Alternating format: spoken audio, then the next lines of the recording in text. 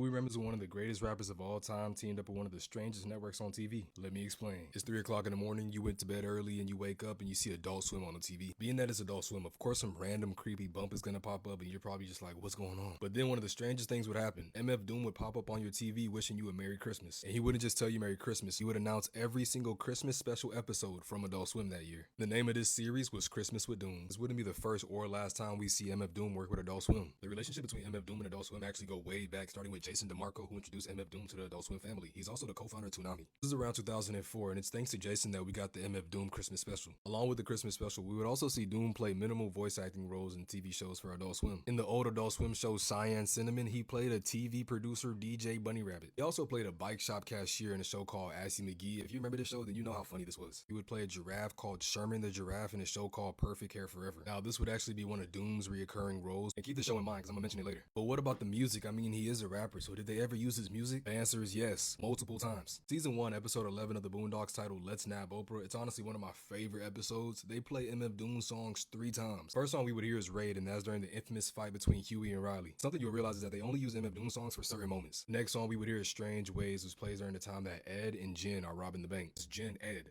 General education. Wait, last song we would hear on this episode, and it's actually my personal favorite from the episode, is all caps, and that is when Huey is fighting Bushido Brown. Like I mentioned before, they only use Doom songs for specific moments, which just so happens in this episode to be every single fighting scene, or at least a scene that involves a lot of action. And to be honest, Doom songs fit perfectly. The creators of Boondocks and Adult Swim loved Doom so much that they brought him back for season 2, episode 1 to do the voiceover for the trailer. Doom would then drop an entire Adult Swim inspired album, which he made with Danger Mouse, and together they make Danger Doom. Literally an entire project just filled with Adult Swim characters. On the first track, we have dialogue from some of the best characters from Adult Swim: Brack, Zorak, and Lois Griffin. One of my favorite moments is actually in the second track. It's pretty much an audiograph from Billy the Witch Doctor doing the Sofa King joke. And if you don't know the joke, read these words out really fast. Another personal favorite moment is from the song Perfect Care, which is a reference to the show Perfect Care. In this song, you have Master Shake calling Danger Doom, who is MF Doom, and asking him, yo, did you get my emails about trying to get on this project? After Shake realizes that Doom is not gonna add him, he just called him saying, you suck, your music suck, and I hate your sucky, stupid metal face. I'm telling you, this project was amazing, and you also have features from Meatwad, Frylock, Carl, and Space Ghost. But the relationship between Adult Swim and MF Doom would not last long. After the success of Danger Doom, Adult Swim gave MF Doom $45,000, which was for a new album, but MF Doom went ghost for 4 years. He would then come back telling them, sorry, but let's do this project called The Missing Notebook of Rhymes. Adult Swim says cool and does a whole rollout for this project, even releasing a song. Boom, MF Doom disappeared again, which left Adult Swim having to pay for everything. Now, the guy that introduced MF Doom to Adult Swim actually said it's all good and that Doom is just being Doom, but due to him disappearing, they had to shut it down. Now, this isn't official reasoning, but around this time, MF Doom's son